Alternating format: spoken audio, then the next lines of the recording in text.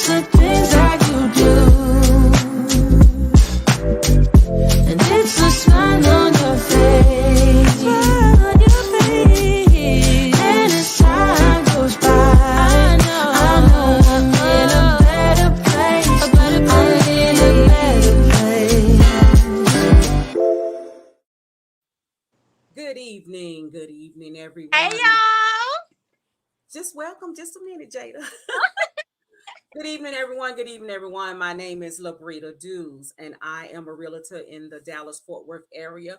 Welcome to Buying and Selling with Bree podcast. Today, I have some interesting guests today. The first guest that I have is going to be Jada Lias and Javaughn Brooks. They are owners of Elevate Elite Realty, Airbnb, and they have a trucking company as well, from struggle to paradise. This young couple, they built their own. They built their own. They worked hard to get where they are. And Miss Jada too is also a realtor, and I am her mentee. I asked her to come on today because she has two businesses, and I just wanted her to um, share her business and let people know how she gets started on her business. So, without further ado, please welcome Jada Elias. Hi y'all. My name is Jada Lias. I am from Dallas, Texas. I'm 26 years old and born and raised out here in Dallas. And as Miss Bree said, I do have a trucking company, I also have Airbnb company, and I'm a realtor as well. So my boyfriend actually has separate businesses from me. I have built and grew my Airbnb business and the trucking business. So pretty much I got started with trucking back in 2020 after I had my daughter. I had my daughter in October, and I bought my first box truck in November. When I found that I was pregnant with her, I had a mindset of going 100% entrepreneur. I didn't want to have her in daycare because she was a quarantine baby. So I had to research and come up with ways to ensure that I would be home with her each and every day. And also while being home with her, making money. That was always my dream, but I was too scared to go out and make that jump because entrepreneurship is hard. And making that sacrifice and that jump, that leap of faith, that's something that you really, really had to be dedicated to do, because a 9 to 5 is a guaranteed paycheck. Entrepreneurship is not a guaranteed paycheck. So once I made that jump, I didn't look back. It was the struggle. It was so hard starting a trucking business from the ground, especially as a young woman. A lot of people did not take me serious. A lot of people did not help me along the way because they thought that, oh, you're young, you're a female, you don't know anything about what's going on, but I proved them wrong. And I have worked really hard, and I'm working on my second box truck.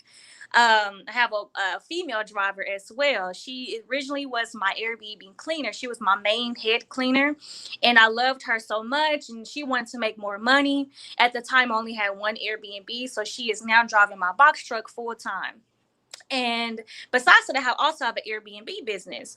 So I started Airbnb. I started working on Airbnb back in 2019. A little bit of my background: I was in property management. I was actually a leasing agent. I was also a manager. So I know a lot about that industry, that side. I did it for over 6 years. So while in the industry, I networked and connected with a lot of people who were doing corporate leasing, and I saw them and I was like, wow, like these people have so many different units. Like they can just come in here and say, I want X amount of units. I want to learn how to do this, because they come in here Yes. and they're super young. And I'm like, how are they doing this? How do they have all this money to do Let this? me let me ask you a question. In Mm-hmm, your trucking business, mm-hmm, um, what did you do to get started? Did you have to get financing? Did you had to borrow the money? Did mm-hmm. someone help you? How did you buy come to buying your first truck? So with my first truck, when I found out I was pregnant back in February, I saved up all my money, my income tax. I worked in property management, so all my commission, everything that I made, I chunked back. I had big chunks of money put back, so that way when that time was come, I knew I saved up over $15,000. Okay. So it was when I went on maternity leave in September. So when it was that time to purchase the truck, I did a lot of research for about a month or two, and I went on OfferUp. And I found numerous of trucks a lot of people were playing. And one thing my mom always taught me was to get the truck, get your car, whatever you buy, inspect it before paying your money. Because you Right. never know what people can lie and tell you. So I found the great truck that was, I believe it was $9,000, which was an Okay. it's an older truck. It's a 99, but that was my first truck, and that's all I Okay. wanted to take for my first good truck. And it's a 24 foot, and it has a lift gate, so I'm able to do all type. That's one of the biggest trucks that you can get. So I'm able to do all type of work, for that Okay. truck. It weighs a lot. Let me ask you something else. The question is the trucking business, but more people, I guess, want to know about how did you start your Airbnb business? Are you gonna give a class anytime soon? How can they contact you and everything else? Yes. So with the Airbnb business, I do corporate leasing. So I do not. Everyone always asks me how to get started. Do I put it with my name? The answer is no. You never want to put anything in your name.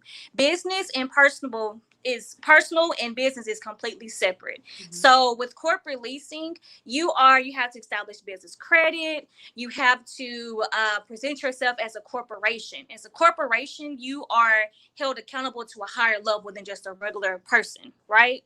Okay. So it's a lot of steps that you have to go. You have to be a corporation. You have to establish business credit. You have to find the right place that even allows corporate leasing. But I am teaching a class August 14th from 10 to 1 p.m. I'm also having an in-person, well, not an in-person, but it's a face-to-face class live August 21st from 10 Okay. a.m. to 1 p.m.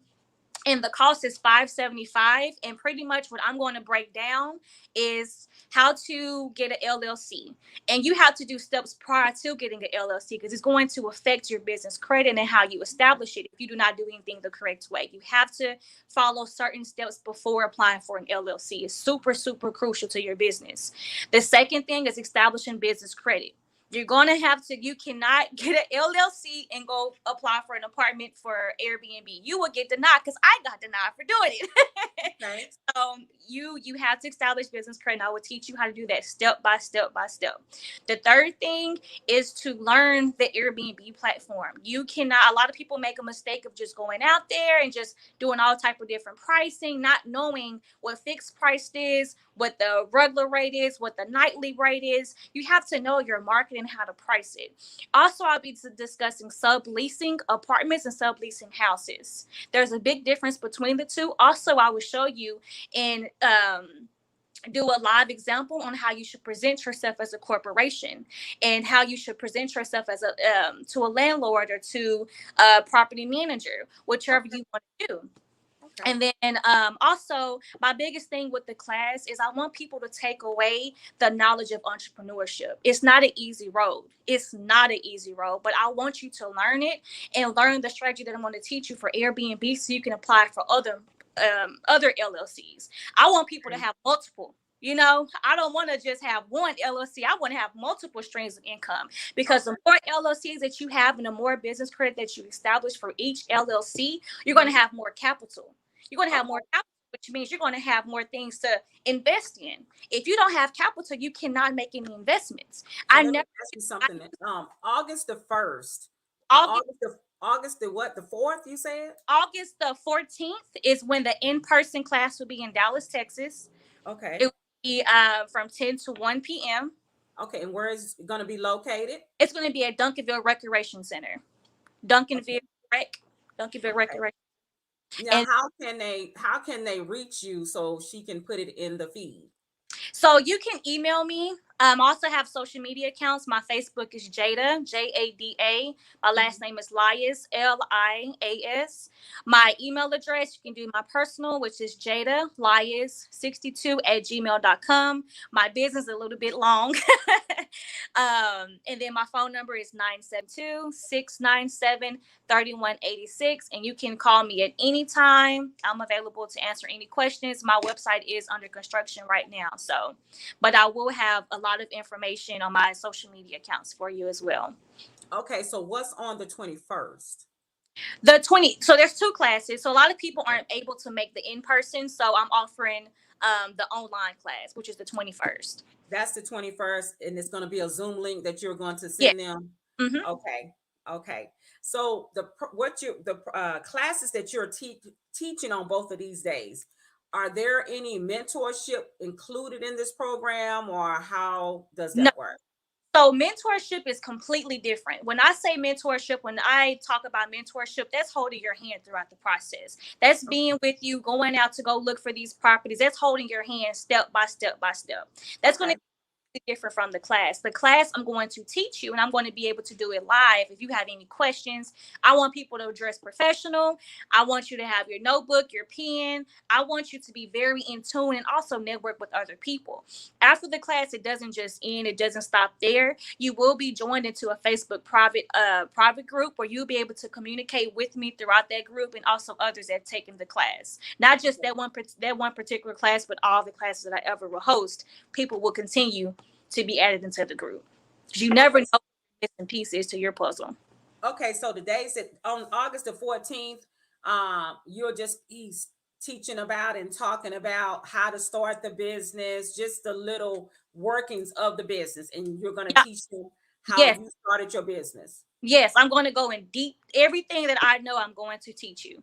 Every Okay. single thing that I know. And a lot of people, I have right now, I have 7 people that signed up for the class. So Okay. whenever you think about this is an investment, you have to make investments. You have to know knowledge in order to make money.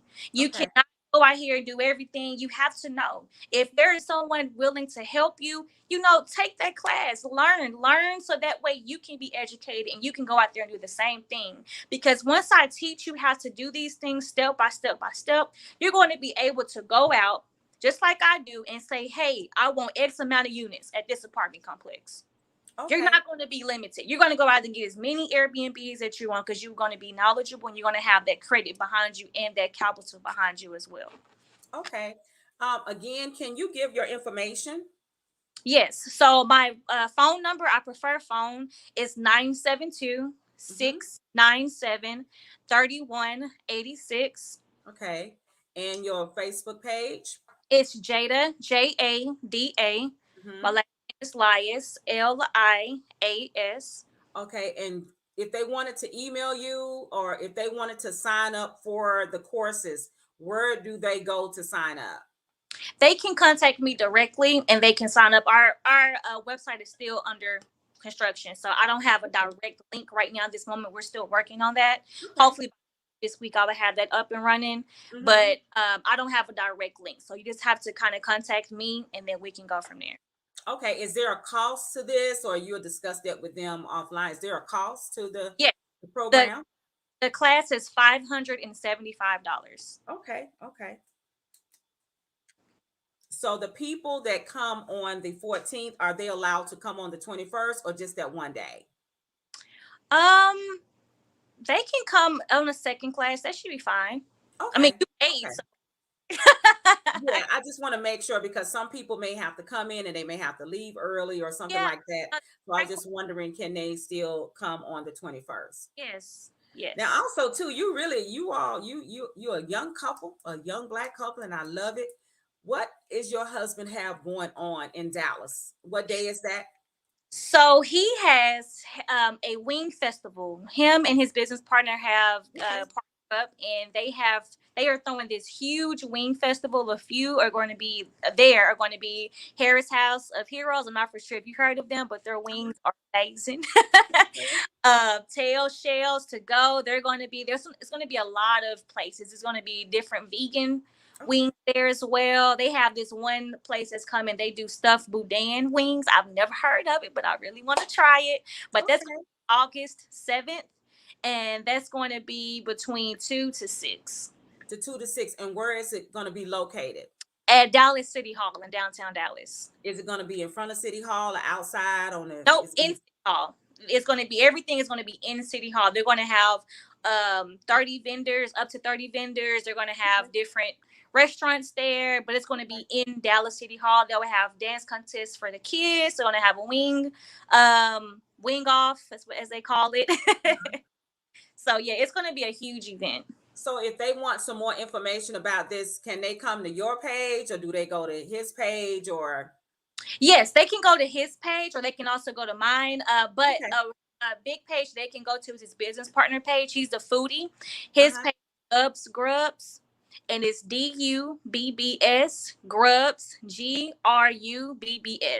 Okay. Okay. All right. I really want to thank you for coming on. I'm really, you are young, you're not even 30 years old, you started two businesses. I want to bring you back next month so you can just go a little bit more into detail about the trucking business. Okay. And then the next month with the Airbnb, because a lot of people are wanting to get into Airbnb. Mm-hmm. So I want to bring you back next month, you and your husband both if you can. Yes. Um, but thank you so much for coming, and I really appreciate you. It was very, very. I'll see you tomorrow. Okay, well, it was a pleasure being on your podcast. Thank you so much for having me. You're And y'all welcome. have a great night. You do. Y'all Thank get to you. class. We'll be putting information in the feed for everybody so they can contact her. But Jada, one more time before you leave, let them have your phone number. 972 Okay. 97 3186. And my phone number, but my social media is pretty much Jada, Jada. My Okay. last Lias, Lias. And Okay. you guys, please take the class. I'm telling y'all, if I can do, I was a brand new mommy and I made stuff happen. A brand new mommy, fresh out the hospital.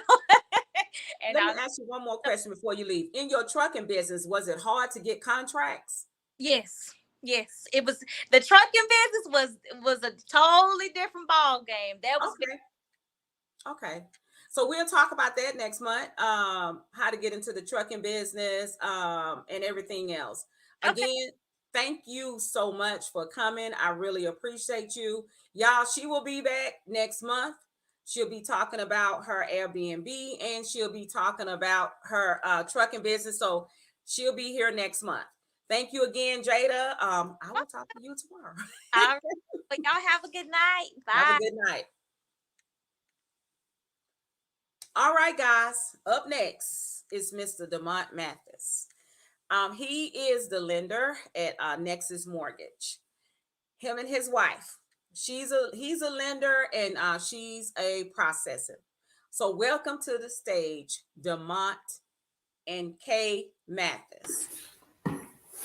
Hey, how you doing? Hey, hey, how you doing?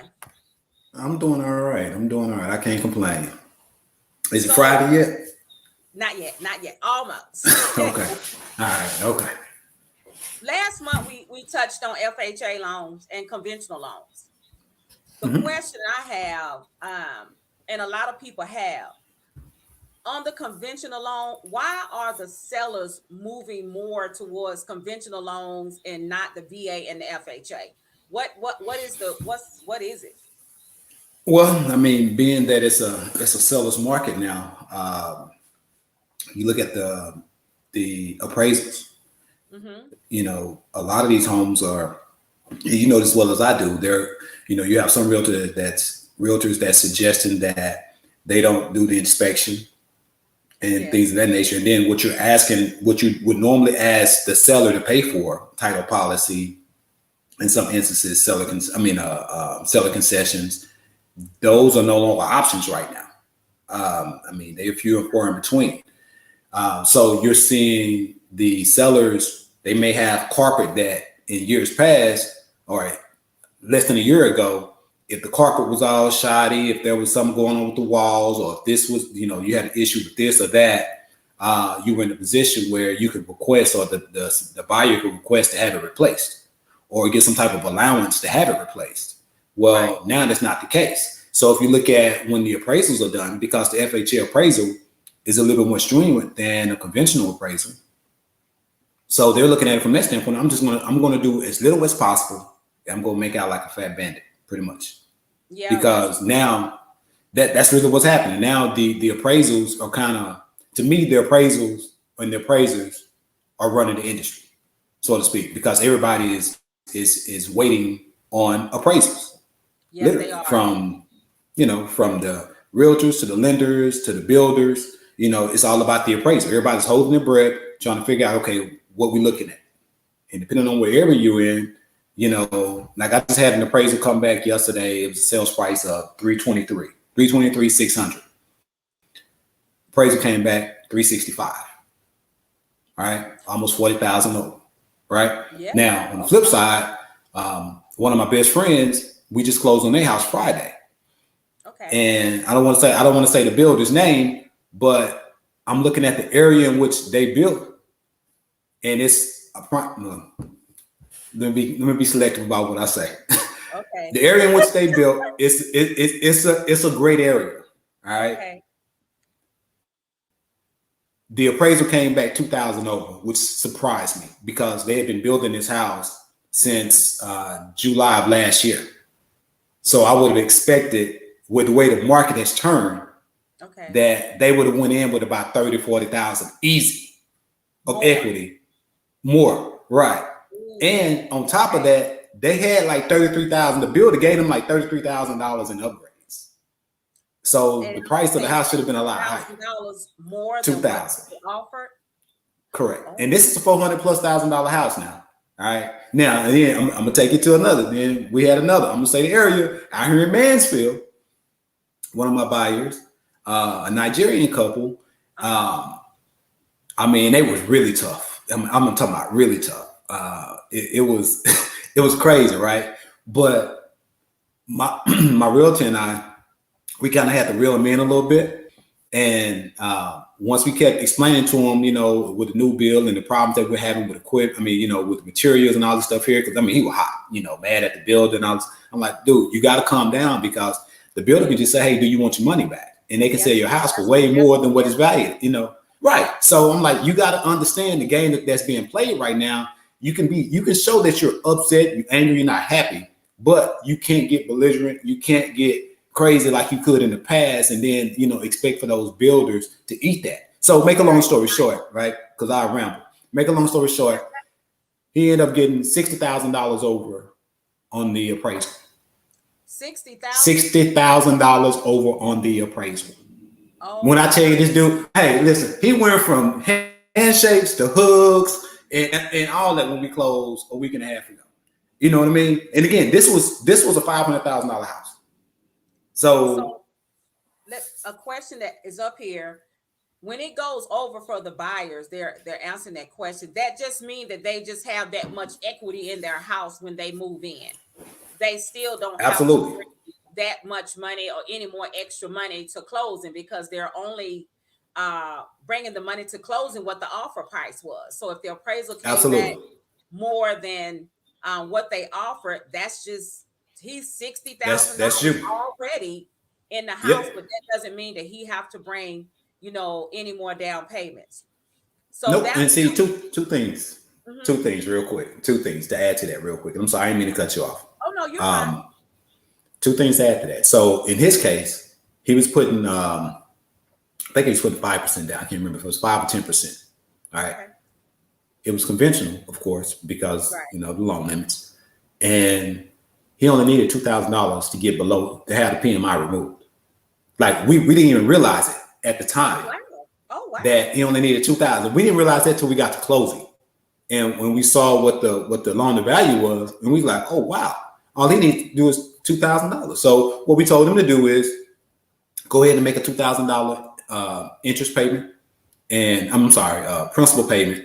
And with the appraisal still being fresh, he can contact the lender or what have you and have the PMI removed. That was going to save him like about $500 some odd dollars a month, give or take, something like that. Yeah, that'll save him $500. That's a lot of money in a house. Yeah, that's a lot of money. Absolutely. All because it appraised for $60,000 over. All right. Now that's one thing. Now, a second thing that you can do is, if this ever happened to anyone that's looking to purchase, where your property appraised for more than what the sales price is, if you're having a tough time with the money that you need to close, you can now use the equity to roll some of the closing costs in, so that you don't have to come out of pocket extra money. Yeah. So we just would increase the sales price and allow you to roll that in. So Now, equity can be a beautiful thing. when they do that, just the question that somebody asked. Now, when they do that, will they have to bring more money to closing when they roll their closing costs in, or they rolling all the closing costs in? So when Well, they it just depends they on. rolling it in, it's going to make their payment higher, or what is it that going to do? Not really. I mean, the thing of it is, will it make the payment a little higher? Yeah, it would. When I say a little, I'm not talking about $100, $200. I'm talking about maybe depending on the loan amount. But pretty much, Okay. let's just say that it's a $300,000 house, right? Sales price, Okay. and you want to roll $10,000 worth of closing costs in. Okay, you $10,000 short. You want to roll 10,000 in. So we'll just increase the sales price. Let's say it appraised for 325. So we'll increase the sales price to 310. All right. All right, which will be the 10,000 in closing costs, Okay. and we'll go from there. So a $10,000 on a $300,000 house, $10,000 added probably is going to add maybe $8, $10, 15 at the most to your monthly payment. I don't think it's going to be that much.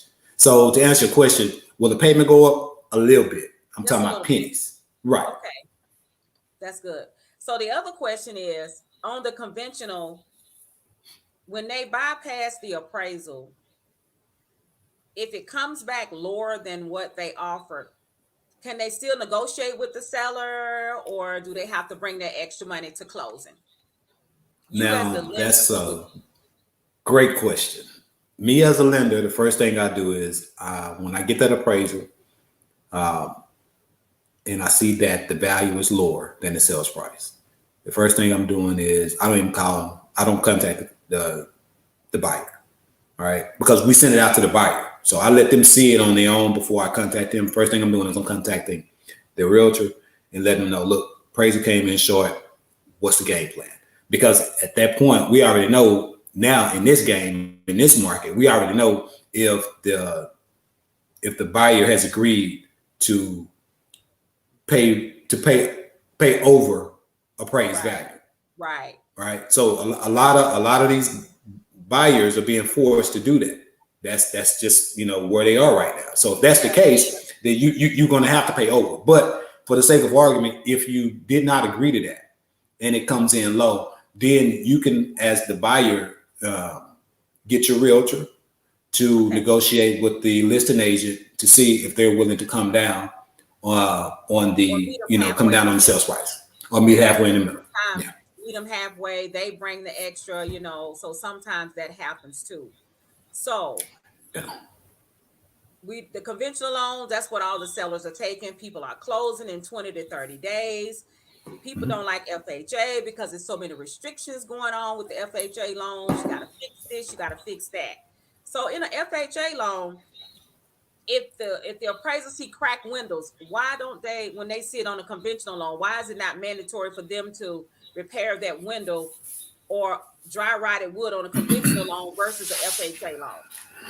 Think about it like this, right? Let's think about the differences of the loans. I'm probably gonna say something that somebody else probably won't say, but I'm Okay. gonna keep it. I'm gonna keep it 100, right? So Okay. FHA loans are for what and for who? FHA loans are for lower credit scores, right? Mhm. Those that have more debt That's true. and less income. All right. Conventional loans are those that have higher credit scores, less debt, more income. So theoretically speaking, if you're thinking about it in a proper context, somebody that's going with a conventional loan probably is not going to accept a house or even bid on a house that has those types of issues. You know what I'm saying? Uh-huh. Secondly, the type of house that somebody's going conventional, typically speaking, it's going to be, well, I don't want to say it that way. Just point and take, based on the guidelines, the difference in the two loans Mhm. are huge. All right. So the government is not going to allow you to have all these items that need to be fixed because it's a government backed loan. Right, So right, if you have to go in and let's say you move in your FHA home and you find out you had all these issues, right? Because the appraisal didn't catch all this stuff or the inspection didn't catch all this stuff. Well, are you more likely to pay to have the repairs done or pay your mortgage? they gonna probably do both. I mean, they probably got to do Or both. attempt to? But Yeah. remember, we're talking about someone that has lower credit scores, so you can't put it on credit to purchase to get this stuff done. All right, you don't have a lot of money, put up. And then again, I'm not saying that that's the case for any and everybody who uses FHA. I'm just saying in terms of the program itself, meaning that you may not have the money to go out and pay somebody to fix these items, right? And on top of that, if you're in a crunch, are you going to say forget fixing this up? I got to make my mortgage payment. So now you're robbing people to pay Paul. You can't do both. So ultimately speaking, they want to make sure that when you get in that house, and it's really to protect you as the homeowner. When you get in the house, they want to make sure that there is nothing out there that's going to prevent you from making that mortgage payment. Exactly. Period. Exactly. That's why it's so good when buyers bypass the inspection. You almost cringe because it's like, hey, send me an email saying that you bypassed the inspection. You don't hold me responsible for any damages or whatever that you may find. Because sometimes they want the house that bad that they are bypassing the inspections and bypassing the appraisal. They just want to win the house. And then sometimes it just still,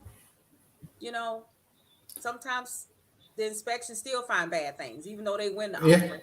Then sometimes they pull out. You're right. I mean, it's just honestly, it's just a tough market. I mean, if I was able to show you my board right now, I literally have about 37 pre-qualification letters that are out. Wow. Can't find properties. It's right. So I mean, for anybody that's trying to purchase right now for under like 300,000, it's hard. You're gonna have to go conventional because man, these investors, boy, they out there killing the game. They're coming from everywhere. They're buying them. I mean, it's really rough out there. So hopefully soon or within the next year or so, maybe things will come down. We got a question. Somebody said, say for example, that I wanted to help my daughter get approved for a loan for her first investment property when she turns 18. How do you suggest that we do that?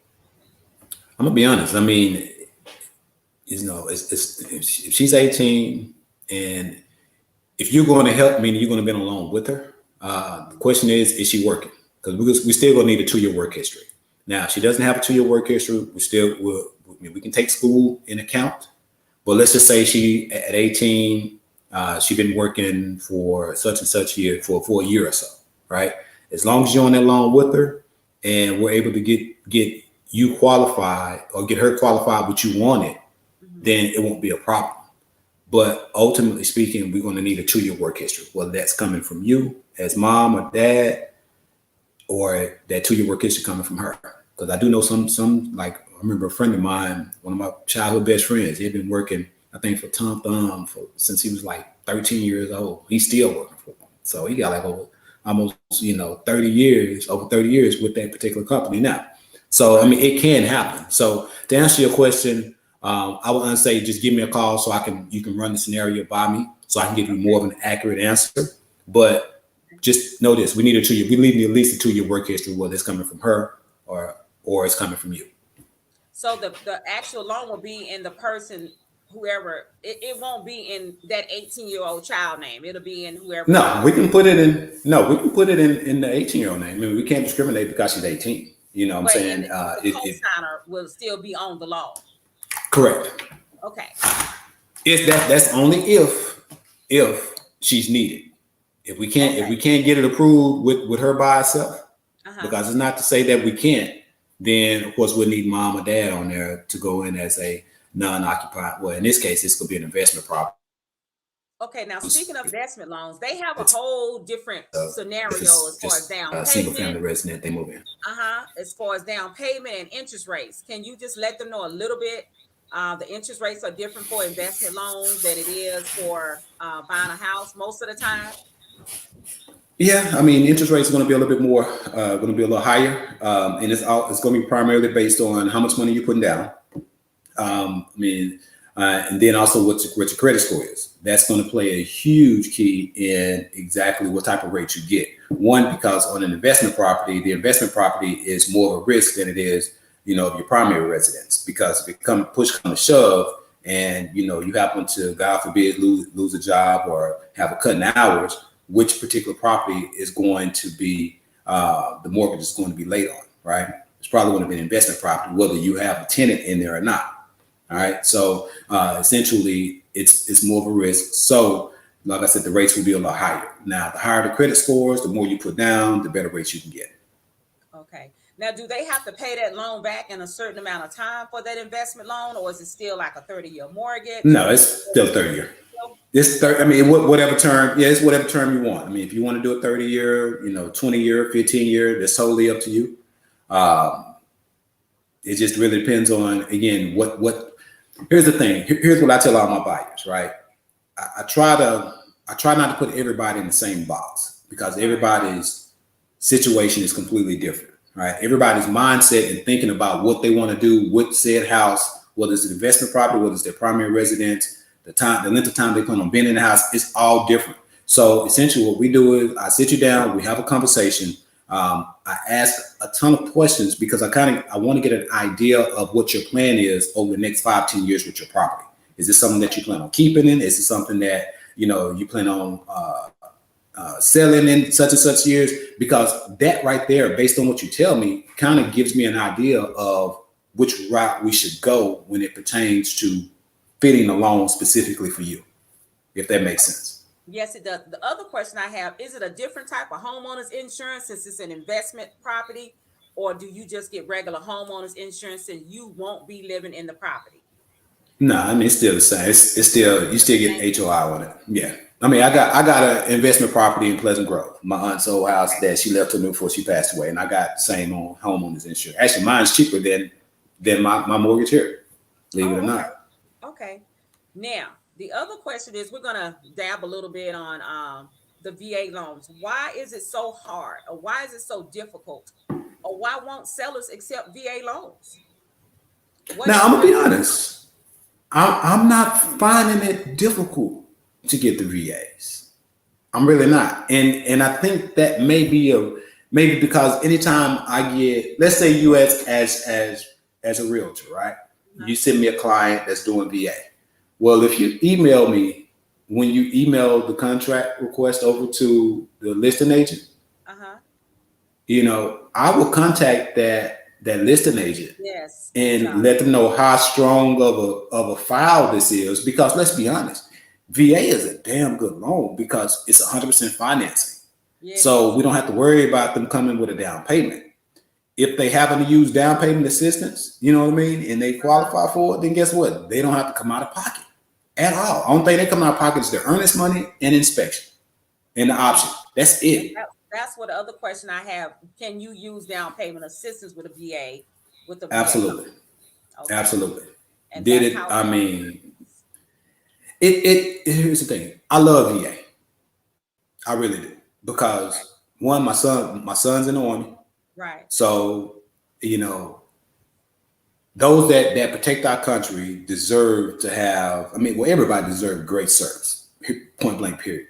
Right, but those that protect our country and they come home and they're trying to purchase a house, man, I do everything in my power to make sure that I try to keep them to come out of pocket the least amount of money as possible, get them the best deal I can possibly find, which, again, I do that for all my clients, but I try to go over and beyond for my vets just because, again, they definitely deserve it. And they get there's so many options for them that they may not even be aware of.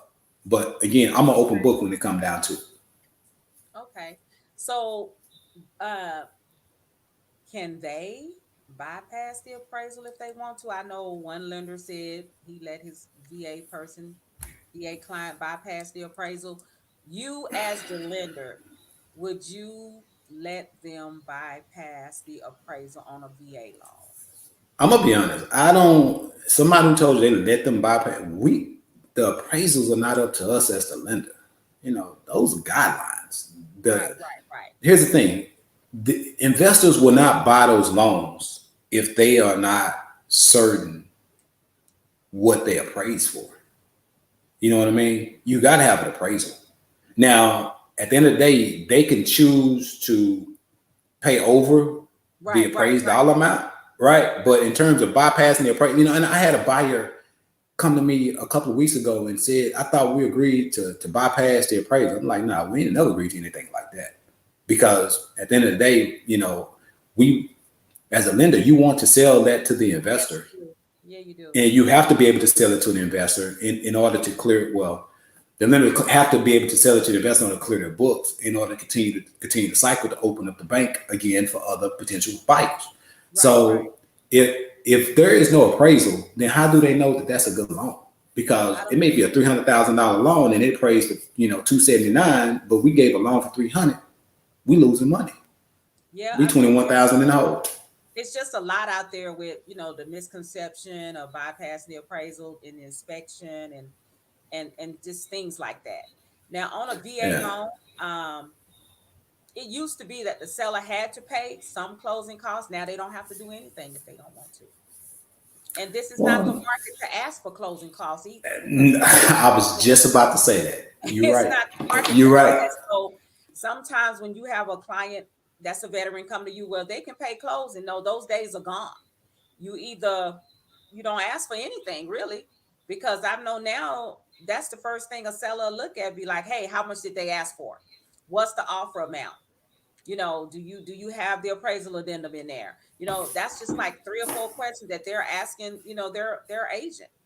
And it's Hmm. like, I do know a lot of VA, people that submitted offers and the seller went with conventional. So with your experience, is it taking longer for VA loans to close, or No, no. is I it mean, the same? here's the thing. It depends on the lender. Now, again, here at Nexa, um, I think when I first came to Nexa in April, Mm-hmm. I had and I like giving you examples. So I had another good friend of mine who was closing their loan, um, and I was afraid to take it from my previous company to Nexa because I'm like, man, I'm losing time. Am I going to be able to get this closed? We closed in less than 14 days. I got the Nexa, man. We got the appraisal order back in enough time, and we closed in 14 days. A VA loan closed in 14 days. Okay, he's having Now, some what happened?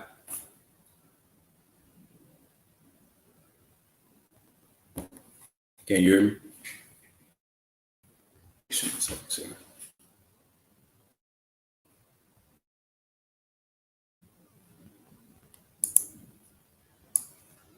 Hold on. okay, I am back and he'll be back. Sorry about that. Sorry for the interruption. Can you hear me, Demont? So guys, let me say something until he comes. VA loan. If any realtors are on here, I'm here. Can you hear me? yes, I can hear you. Well, I can hear you. Okay, go ahead on and continue what you were saying. okay. Okay. Man, I forgot what I was saying. You was just talking What about was I saying? VA loans and Was I talking about the couple? uh-huh.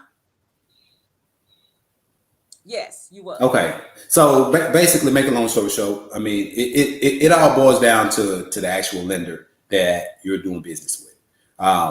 The length of time it takes to close a loan. It's Uh-huh. not the loan officer. It's his back. It's his. This is why I wish Kate was here, and I apologize for her not being here as Oh, my processor, mm-hmm. and as a licensed loan officer.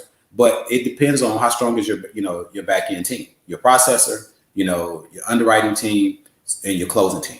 At the end of the day, everything can get done if we do our part up front. Which, as a former underwriter, I pre-underwrite my file, so I kind of know what the underwriter is going to ask for. So I ask for it on the front end. Right, So right. to answer your question, when it pertains to any of my loans, mainly the VA loans, I'm asking for all this stuff I know is going to be asked for on the back end.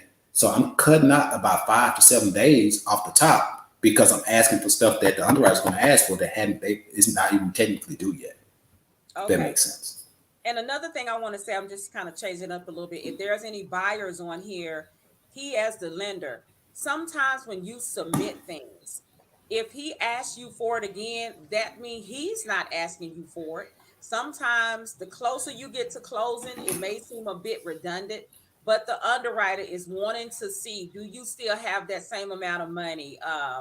They still want to make sure that you're still on that same job, that you haven't quit your job. That's what the underwriters look for. So sometimes when it seems like that they're asking for things over and over again, it's the underwriter. So what Yep. he said is pre-underwriting, that is still good. But please remember that, hey, if he call you back and ask you for them bank statements, they ask you for it. And some lenders will still ask you for bank statements the day before closing because they want to make sure that you haven't went out and bought anything or nobody has gifted you any money, because when they gift you money, you have to show where that money came from. And then that might slow down the processing of any loan that you get. When someone gives you money, you have to show where it comes from. If someone borrows money to give to you, then some lenders will count that as a debt to you unless that person says, hey, we're going to gift it to them. But either way it go, the lender has to see where that money is coming from. And that's what a lot of people, they don't like, because if they feel like that they're getting into your business. But that's just how, it's not Demont's rule, it's not the underwriter's rule, that's just the rules. That's just the Right. rules. For anybody applying for a loan, if someone gives you money during the process of this loan, the lender has to show, you have to show the lender where that came from. And that The person key will have word to is show source. the source. The person will have to show their bank account. So on a VA loan, what are some of the myths about a VA loan that people sometimes get confused about? Oh, it doesn't close faster, or like some of the people, oh, you don't have to pay this or you don't have to pay that. What are some of the prepays that a even a person with a VA loan, what are some of the prepays that they have to pay? Because some veterans still think that they don't have to pay anything, something that they did 20 years ago. So what are some of the prepays that still, as a veteran, that they still have to pay? Closing costs. A lot of people think they get confused. They think they don't have to come out of pocket anything. And I tell them, I say, no, you don't have to pay. You don't have to make a down payment, but Right. you still have to pay closing costs. So they don't typically understand what the closing costs are. And I just tell them your closing costs are, it's primarily your lender fees, which are the origination fees, title company fees, and then your escrow, uh, which is your taxes and your insurance and things of that nature, right? Also, I'm sorry, but also one of the things too is looking at. I'm sorry, I just lost my train of thought. Email just That's got me, a okay. text just came in. But as far as any other myths, um, let's see. I just had it just a second ago. I lost my train of thought. Do they still Outside have to of the pay actual for fees, credit say repair, again. credit report, and do they still have to pay for when it's time to order the appraisal? It's just like the FHA and the conventional loan. Do they still have to pay for that themselves on a VA Um, loan? well, yeah, you still got to pay. I mean, now again, the credit report is all part of your closing costs. Okay. So people don't understand that depending on what lender you're with, you either have to pay for it up front. You have some lenders who will pay it for you and have you pay it on the back end. Either way it go, it gets deducted at closing, right? Nowadays, more lenders are making you pay for your credit report. I'm not credit report. Pay for your Appraisal. appraisal up front, because what was happening was you had a lot of people walking away from deals, and those lenders was getting stuck with that $600 appraisal fee. You know what I mean? Now, at the end of the day, if somebody come back and they they try to purchase that house, like it was an FHA loan, they purchased that house, that appraisal was attached to it. But if they went conventional, then it wasn't. So that lender wouldn't get their money back. You know what I mean? Because they couldn't transfer it because it's not FHA, it's conventional. So, but going back to just VA specifically, I mean, some of the other things in thinking is, like I said, outside of just the fees itself, do you have, are you a disabled vet? So the VA funding fee. If you're a Right, disabled right. vet, you don't have to pay the VA funding fee. But if you're not a disabled vet, then you have to pay it. And that within itself, depending on the size of the loan, it can be pretty sizable. Another thing we have to look at also is if you've used when you look at COE, which is your certificate of eligibility, if you used your VA loan previously, all right, if you used it previously, you may have to, and if you sold that property, you have to contact, I'm forgetting all the names. You have to contact the VA in order to check to see what you have to do to have it reinstated. Or if you've used it, but you didn't use all of it, you have to figure out how much more of it you have available to use. Yes. Exactly. So, I mean, it's several different things you have to look at, which that's why I tell any person that is a vet to go ahead and if you can order your certificate of eligibility and have that ready, if you can have it ready so that the lender don't have to order it or whatnot, then that makes the process that much easier, simply because now we have the COE. I'm already looking to see what type of fees we have to deal with, so forth and so on. Okay, the other question is, does it have to be a certain percentage for them to be the disabled vet to avoid paying the funding fee, or it doesn't matter? No, it doesn't. Okay. I mean, here's the thing. The certificate of, to answer that more precisely, the certificate of eligibility will let you know. It's going to tell them exempt from funding fee. Okay. So if a person on active duty is buying a house, they have to pay the funding fee because they're not a disabled veteran. Correct. Okay. So do you as a lender, like I have a client that's closing tomorrow, they're both 100%, but the lender does not deduct the property taxes. They told them to go to the county to do that. Do you as the lender do the same thing, or you deduct the property taxes there, or you have to wait? That is lender specific. So here's the thing. I've closed 3 of them like that, like in the last 7 to 8 months, I want to say. Okay. And they all 3 were different. And I think it's all about the county.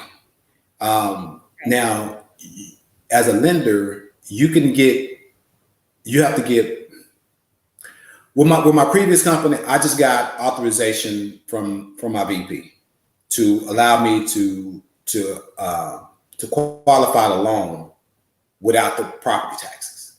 Okay. And I had to provide them all of the information showing that they were 100% disabled, and also they had to go to the county and show where the county basically stated that, gave them information stating that disabled, 100% disabled, or whatever percentage it may be, with zero taxes, so forth and so on, right? And in doing so, they allowed us to get it through underwriting like that.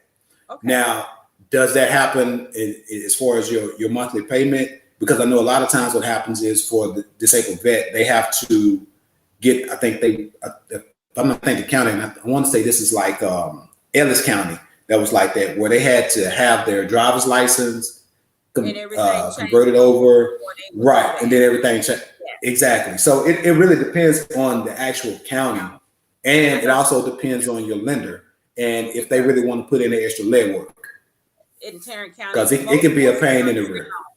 Most counties now, you have to have, because they want to make sure that that's your property, that you're, right, they do, coming down and saying, hey, this is your house. So most people now want you to have your driver's license. They want to have something plus the contract, right, and the closing disclosure. So exactly. I mean, it makes sense if you think about it, because again, anybody can just go down to the county and make up some type of document and say, hey, I'm tax exempt. Yeah. And that's not the case right now. That's exactly what's happening to a lot of people that's doing the for sale by owners, and it's not even a house, and people, some people are moving in and the person is not even that owned the house. So if someone wants to get in contact with you today, what number would they call you on? And do you have a website or a Facebook page that someone can contact you? Okay. My number is 214 235 4703. All right. And you guys got to understand, it's an inside joke between LaBrita and I. As far as my website, I'm gonna say give me a call. There are some huge changes that are being made. I guess I can go ahead and say it now. I'm currently with Nexa.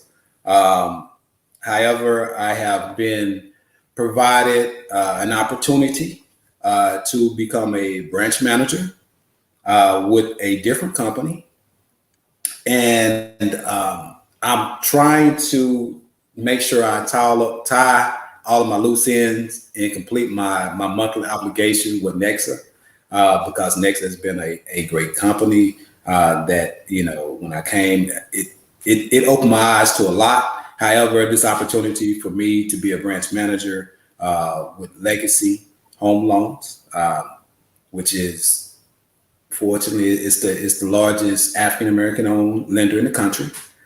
They're providing an opportunity for myself to be able to do what I love to do, and that's get people in homes.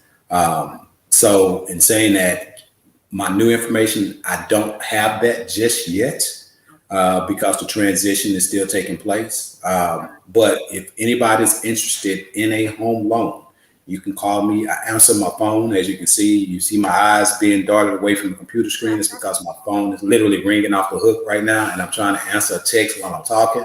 But I do answer my phone. Again, my number is 214-235-4703. For all the ladies that are out there, you can call my phone. You can text me. My wife is in the business. All right. So my wife is not that type of woman that's going to be asking, who is that calling you? No, that's not what we do. This is our business. It's our livelihood. We take it extremely serious. So I'm not your 8 to 5, 9 to 6 person. So if you have a question, it's 8 o'clock, it's 9 o'clock, 9:30, 10 o'clock. You're more than welcome to text me. If you don't feel comfortable calling, and I will give you exactly what you need in terms of answering any question that you may have, whether you're using me or not. If you just want to run a scenario by me or whatnot. Now, again, I'm 100% honest when it comes down to it. I don't care what what your friend said. That's not me. If you go call and tell me what your friend said, then call somebody else, please.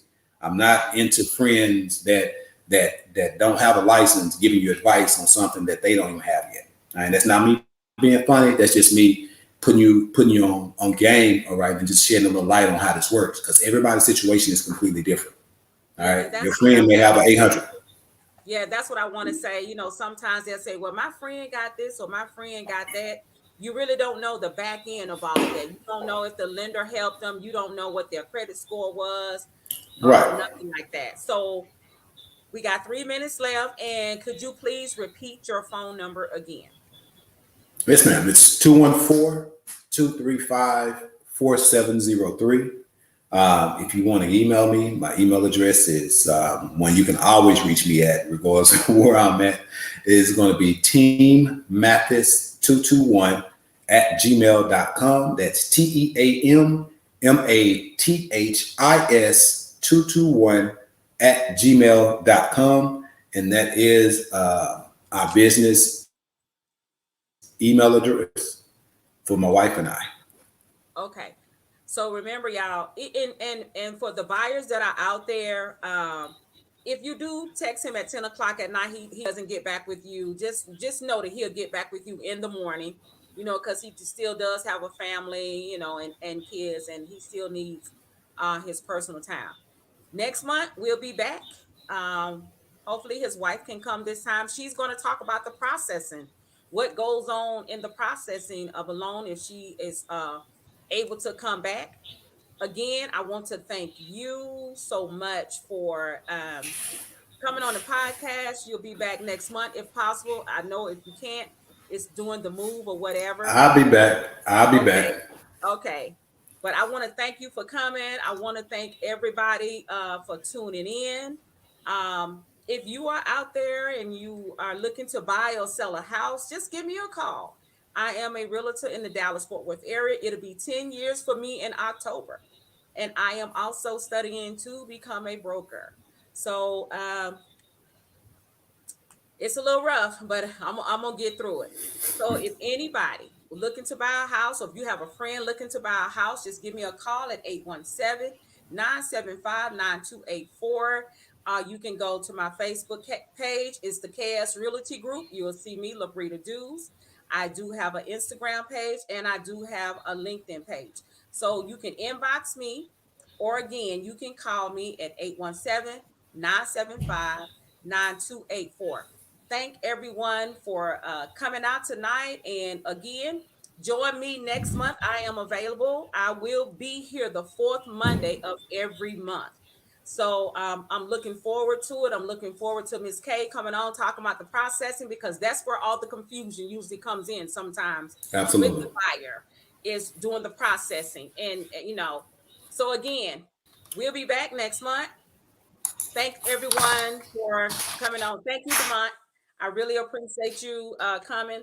Kesha, thank you for everything that you've done. Jada, thank you so much. Thank you so much. Good night, everyone. It's the things that you do, and it's the smile on your face.